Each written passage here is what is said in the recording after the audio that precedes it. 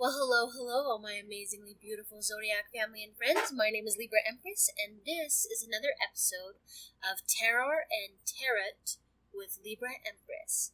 Today we are going to be watching 3 True Disturbing Highway Horror Stories Animated by IMR Entertainment.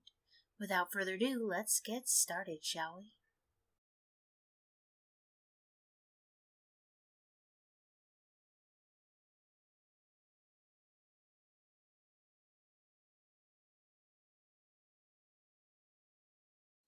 I was coming home from my best friend Emma's house. Emma and I are childhood friends. Even though she forced me to stay back, I decided to head home. She lived in the house above the hill. It was just 7:30 p.m., and I thought, I will take the bus from the nearby bus stop. I reached the bus stop and saw a guy already sitting there.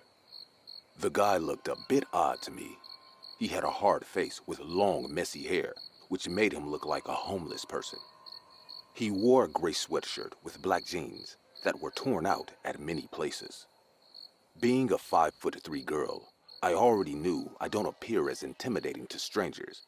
But anyway, I maintained a distance from him and stood there with a serious face. Emma called me in between, asking if I have gotten the bus or not. I talked to her for a while, just to feel less uncomfortable with this guy's presence. I could see in my peripheral vision that this guy was looking at me after every 5 to 10 seconds. Then he took out his phone and got busy in texting. After ending up the call with Emma, I looked at my phone. It was 7:45 p.m. Also, there was only 10% battery left on my phone. I felt like an idiot for not charging it at Emma's house. I stared at the long, empty highway, but there was no sign of the bus. I was already disturbed for being alone with this strange guy. Just then, he stood up from his seat and came towards me. I didn't pay any attention and started to scroll down my phone just to avoid him. The guy came close to me and said in a husky voice, "Hey, do you have a lighter?" Without looking at his face, I replied in an irritated voice, "I don't smoke." The tone of my voice was clear enough to make the guy understand that I am really not liking him near me. The guy didn't say anything, just standing there facing towards me. I got really annoyed at this time and looked at him. "Dude, I told you, I don't have a lighter. Now fuck off." His eyes were lifeless still. He gave me a very creepy smile and started to walk back without turning around. As he steps back, facing at me, he said, "You girls like to pretend that you hate attention, but that is exactly what all you bitches live for." I got really pissed off at him and shouted at the top of my voice, "Listen, you jerk, if you don't leave this place right now, I will call the cops. My friend's house is nearby and her father has a gun, too. Also, she already knows I am standing here to head home. All I have to do is scream loudly once and you will be in great danger." He wasn't expecting such a reaction from me, so his face turned a bit pale. While we were having this episode, I noticed a private car coming towards us. The car came near the bus stop and stood directly in front of us. There was an old woman driving the car. She looked at me and said, "Do you want me to drop you, dear? I live down the hill." I thanked God for sending this lady to my rescue, and without wasting a single second, I got into her car. Needless to say, this guy walked away from the bus stop with an expressionless face. But when the car drove away, I saw him smirking at me from the rear view mirror. I couldn't believe his audacity, but somehow I calmed myself down. I quickly turned towards the lady and thanked her from the bottom of my heart. The lady looked at me and gave me a big smile. She then asked me what I was doing there with that guy. I told her I didn't know that guy and that he was bothering me in a very offensive manner. The lady then said, "Women these days need to be more careful. You never know when you step into a trap." I thanked her again for saving me from a really bad situation. all she did was kept smiling. We were driving on the highway, and there were very few cars, but still, she was driving slowly. I thought maybe she was being cautious about driving alone at night. Also, the way she pulled brakes signified she is not used to driving much. But after a terrible time with a creepy stranger, I could hardly complain, so I just kept quiet and waited to get over with this night by reaching home. The lady told me that she is going to visit her nephew who lives down the hill. She will stop by the house for a second to inform them and will drop me home safely. I was very happy with her kind behavior. I joined in small talks with her just to pass the time. After 20 minutes of the ride, she stopped at a gas station to get gas. The gas station was empty, so I knew it won't take long. She got out of the car with her purse and told me to wait inside and went to pay for the gas. I decided to call my parents just to inform them why it's taking so long, but just then I realized my phone's battery had died. The lady forgot her phone on the dashboard, so I thought to make a call using it. I thought she wouldn't mind if I called my parents, and I will also explain to her once she comes back. I took her phone and swiped the screen. The phone wasn't password protected, so I got lucky. I don't know how to explain horror, but I literally felt what horror can be right then and there. As I swiped the screen, the phone wallpaper flashed in front of my eyes. The wallpaper of the phone was a photo of the lady with a tall, bearded, long-haired guy. Yes, it was that same creepy guy from that bus stop. My stomach dropped. I was completely out of my mind. I didn't expect to face something like this, but I realized that the guy on the bus stop and this lady are somehow connected. She is trying to lure me to a dreadful, life-threatening trap. I immediately got out of the car, taking her phone with me, and started to run. I didn't stop. I didn't look back. I just ran. I ran for my life. I was sobbing in fear and scared like hell. I dialed my dad's number while running like a maniac. Fortunately, he was getting home from work. I couldn't explain everything perfectly, but somehow managed to explain that I am in grave danger and I need his help. He told me that he's coming to pick me up and told me to stay on the highway. But I didn't stop still. I was extremely scared, thinking that that woman might follow me, so I kept running straight ahead. My dad picked me up from the highway. As soon as I got home, I hugged my mom and started to cry like a baby. I told them everything about the guy at the bus stop and this lady. My dad praised my presence of mind for taking her phone with me. I handed her phone to my dad, and he reported this entire incident to 911 right that moment. The next morning, the cops came to our house and asked me a bunch of questions. I explained the entire matter in great detail because I wanted them to catch this sinister duo before they end up framing any other innocent person. After 2 days of search and with the help of her phone, the cops collected a lot of information and finally managed to arrest these two evil people.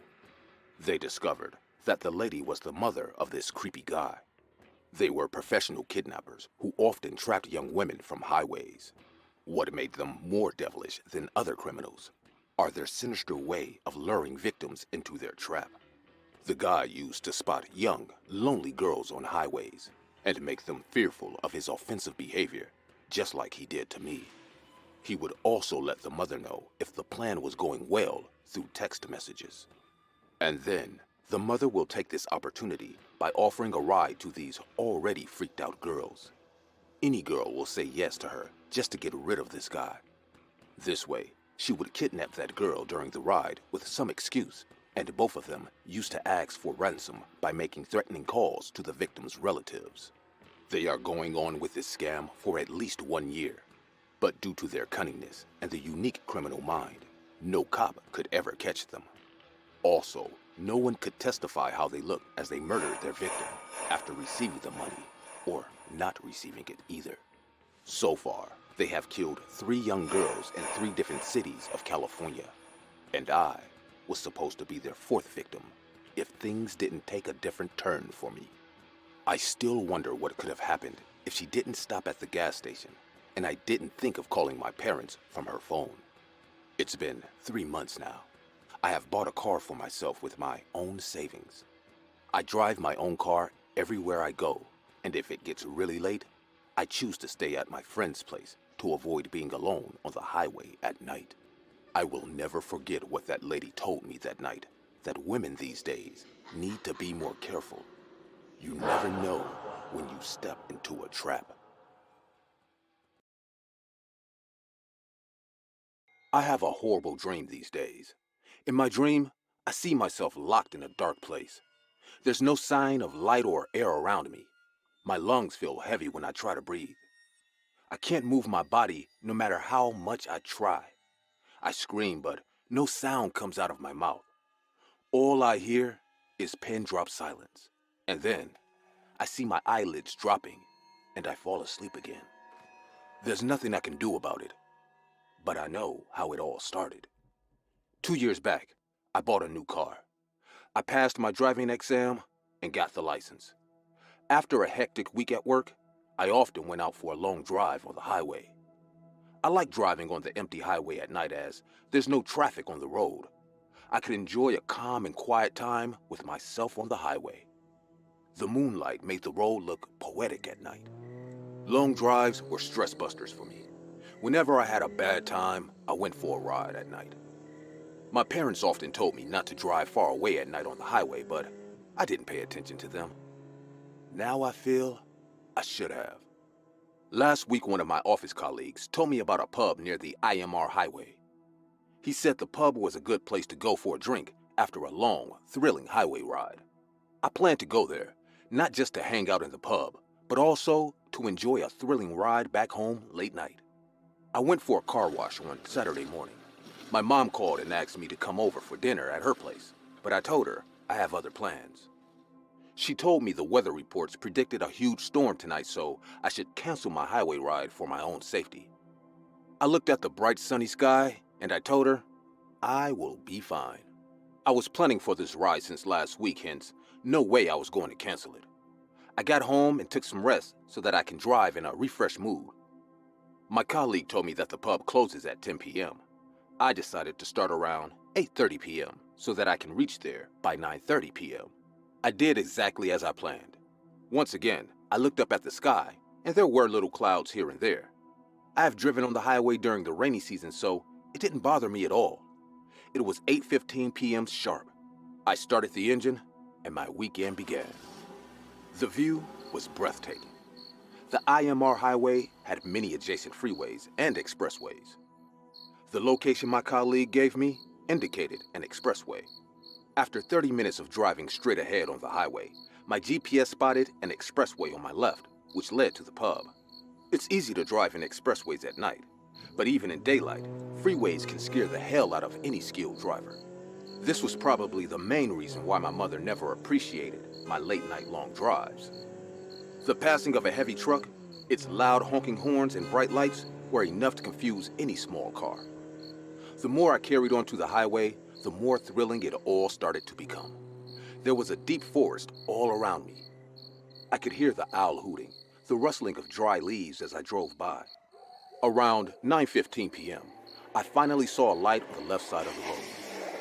As I reached closer, I spotted the wooden cabin. The owner turned it into a small pub. There were a couple of motorcycles standing outside the bar. I didn't see any other car there. I parked my car and got out. As I stepped inside the pub, I saw 7 to 8 people hanging out there. The pub was about to close in an hour, hence many people already left the place. I sat at the bar and ordered a beer.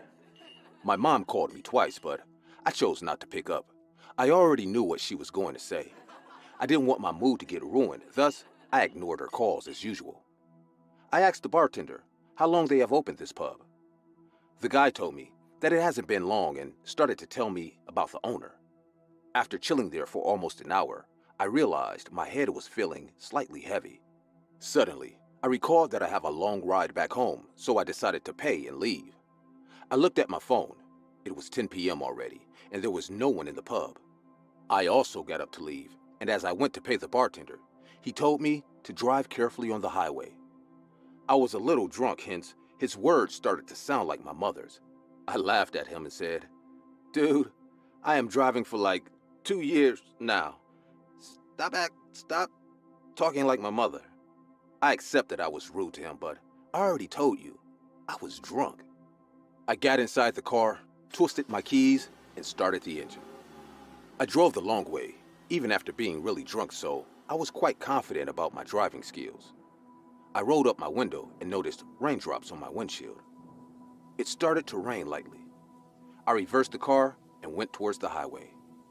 The expressway was completely empty and dark. My headlights did a pretty good job of showing me the way ahead. As I reached the highway, a huge bolt of lightning struck in the distance. The sound of it almost made my ears numb. The wind started to blow frantically, and I realized the storm has now begun. I continued on the highway for 20 minutes, and suddenly, heavy rain took place. My car wipers tried really hard to clear out the view in front of my eyes, but the rain grew heavier. I felt I should have left earlier. I kept driving from the left side, and suddenly, another lightning struck, really close to my car. The forest around me was roaring like an angry demon. I got so scared with the sudden strike of lightning that my car almost got out of control. I couldn't see anything. I was just driving by guessing. After 10 minutes of hustle, I realized I had gotten to a freeway. A huge oil tanker passed right next to my car honking. My heart fell into my stomach because I knew it would be even more dangerous to find my way back now. I knew I took a wrong turn, and fright and tension. I can't stop in the middle of the road because the huge trucks were coming really fast. The thunder and lightning almost made it impossible to drive. I decided to stop by a turn or an adjacent alley to the high road. After an extremely tense ride of 15 minutes, I could finally spot an abandoned road on my left with a dead-end sign. I immediately decided to park my car there and spend the night in my car.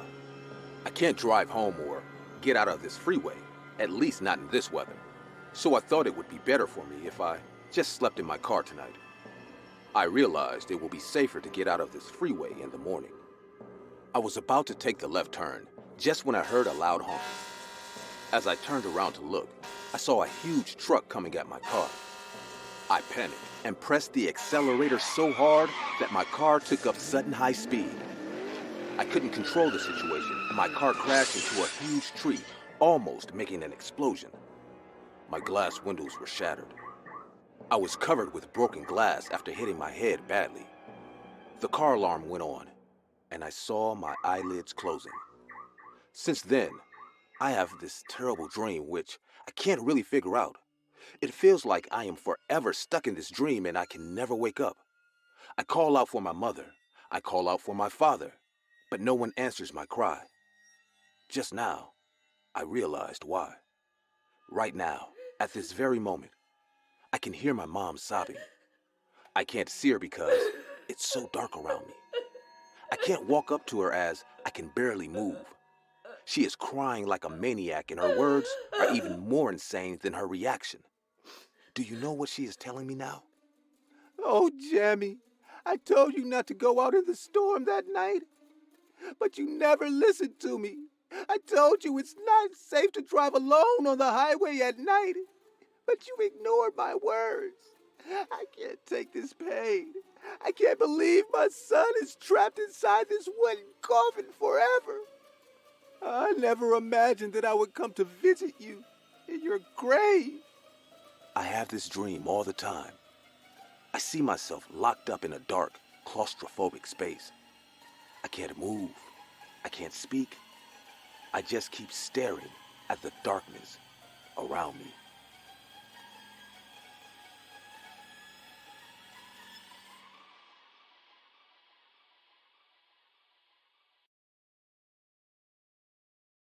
Last year, I went to visit my girlfriend at my sister's house near the countryside.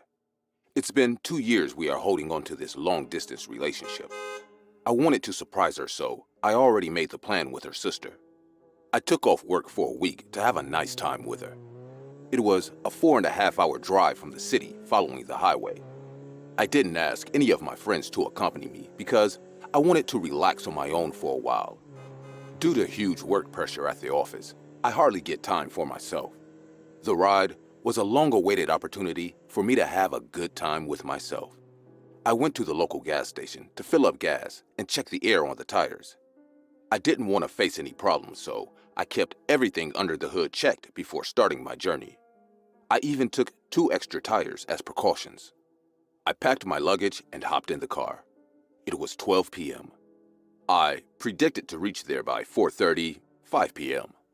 I plugged my phone into the charger and put the location on GPS. This was the first time I am driving to the countryside, so I paid attention to the turns and roadblocks to stay in the right direction. After an hour of honking cars and city traffic, I finally got onto the highway. My eyes were charmed with the views around me.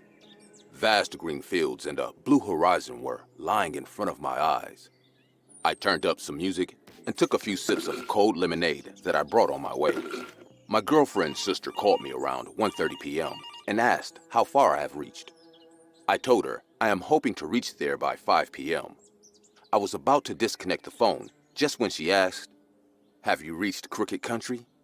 The phone was on speaker, so I replied in a loud voice, "No, I don't think I have, but why do you ask?" She told me, "Peter, just follow the GPS. There will be 2 left turns after you cross the Crooked Country. You must take the second left turn, okay?" I could sense a mild tension in her voice, but I couldn't understand why. I thought she might be worried as I am driving to her house for the first time. I replied to her, "Of course, don't worry. I will see you guys soon." I scrolled the map and realized after 30 kilometers, I will reach Crooked Bay. So far, I only saw some oil trucks passing by. Last night I ordered pizza for dinner, and I packed the leftovers in case I get hungry while driving. I felt hungry. Also, my back needed a break, so I decided to stop for some time. As soon as I reached Crooked Bay, I noticed the landscape around me changing drastically. In the last 30 kilometers, the vast green field started to transform into bushes and trees. The Crooked Bay was a lot greener. Trees were standing tall on both sides of the road. I parked my car on the side of the road. The sounds of nature around me made me feel so alive. I was so happy for getting this much-needed break. Just when I finished my pizza and went to wash my hands, I looked up at the sky. There were dark clouds all over the sky. I quickly wrapped things up as it was 2:15 p.m. already, and I had 120 kilometers distance to travel. I passed over the first left turn, just like Wanda told me to. Wanda is my girlfriend's sister's name. After 15 minutes, I reached the second left turn and took it without wasting any more time. The road now became quite narrow, surrounded by dense forest. It wasn't raining, but the dark clouds started to pour distant lightning and thunder. I checked the GPS, and it showed me on the right track.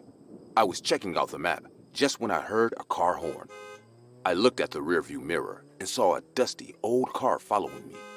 I moved aside to let it pass, but the car didn't go away. It kept honking and following me like before. This time, I thought maybe the car owner is in some kind of trouble and telling me to stop. The car kept honking, hence, it was really annoying for me to go in this way. As I stopped, the car came next to me and I saw a man wearing a big cowboy hat sitting on the driver's seat. I rolled down my window and asked, "Hey, what's the matter?" The man had a rough face, unevenly growing beard, dark circles under his eyes pointed out he doesn't live a very healthy life.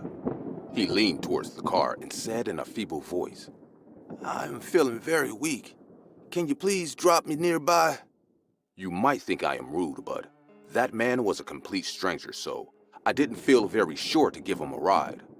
I told him, "I have to travel a long way and I'm already late. Do you want me to call someone who will be able to help you?" The man's face turned pale and he said, "I don't have anyone to call as such." All this time, his car stood beside mine. I could smell something really bad coming from his car. The car was dirty and I wondered, what was the last time it had been washed? Anyways, I felt something off-putting about this entire situation. Because even though the guy said he was feeling sick, none of his actions proved likewise. Also, while talking to him, I noticed empty beer bottles lying on the seat beside him. I guessed this guy is probably drunk, hence, he needs a lift. No way was I letting him in my car. I told him, "See, I am new here, so I hardly know the road. Why don't you wait here as I call the nearby police station so they can help you in some way?" The man suddenly got all freaked out. I expected this kind of reaction because he was driving drunk.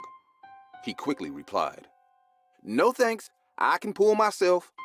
Before I could say anything more, he started the engine and drove ahead. I was surprised by his behavior, but just when the car drove away, I noticed something, and my blood turned cold. There was a hand hanging out from the trunk of the car. It seemed like the hand of a man, but the color of its skin was so pale and lifeless. I started my car and kept driving behind it. It was a bumpy ride, but the hand kept hanging lifeless. After a certain point in time, I realized whoever is lying inside that man's car trunk is dead. I didn't know what to do, but at the same time, I didn't want to let this man run away. I Googled the nearby police station and dialed them. I explained everything to the cop and also read out the car number. I was completely shaken. I told the cop that they must hurry because the man started to increase the speed of the car. At this point, I got sure that he realized that I was following him.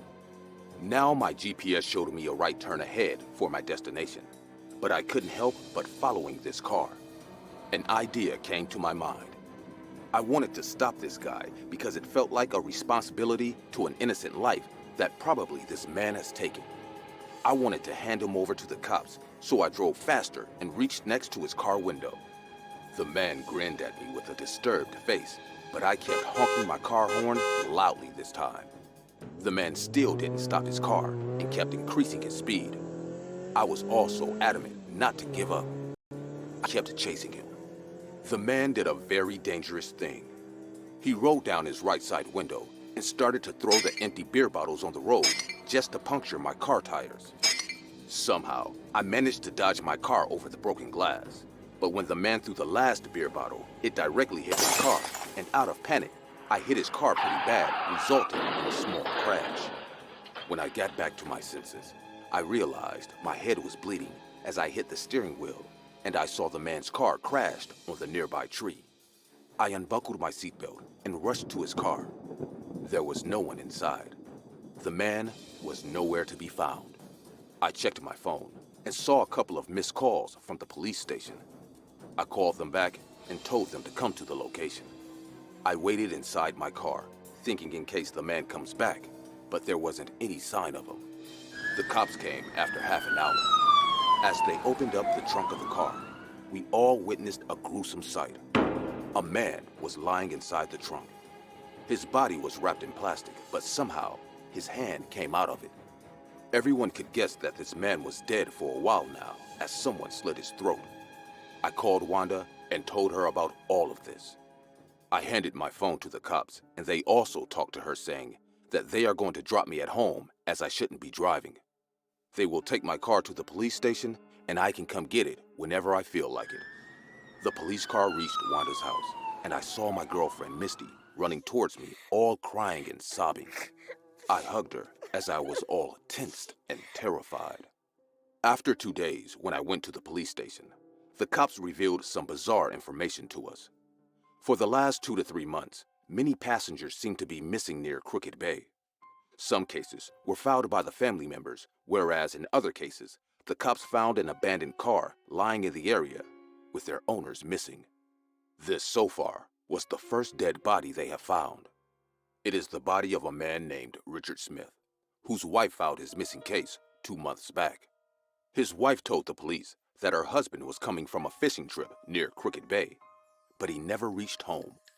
The cops found his car on the left turn where I stopped to eat. After forensics ran tests, they discovered surgical scars on Richard's body. The autopsy report showed that someone removed his liver and kidneys after making him unconscious.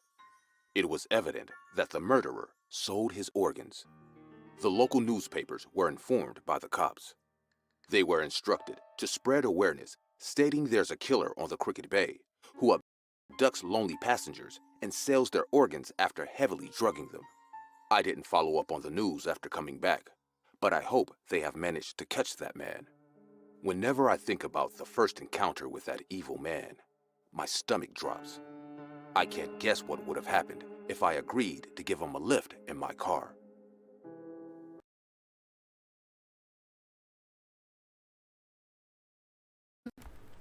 Well, hello, my amazingly beautiful friends. That was 3 true disturbing highway horror stories animated by IMR Entertainment, alright? Now, while we were watching that, I pulled 5 dead spread cards, and this is what I got. The person we are connecting with today was very gullible, or felt gullible, like they were not able to start a new journey, and that anything said to them was the truth. Right? Looking back on their life, they see it as they observe it, right? They were inquisitive. Maybe they were dealing with an air sign, maybe they were an air sign, right? Now, a lesson they would like to share is take breaks when you need to take breaks, okay? It's okay to retreat and rest and recover. But don't live there for too long. Just like vacation there for a little while. It's okay. Something they wish they'd paid more attention to in life, or they wish they had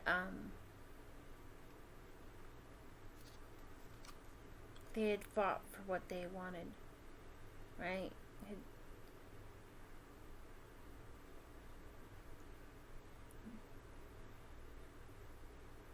They never severed ties, though.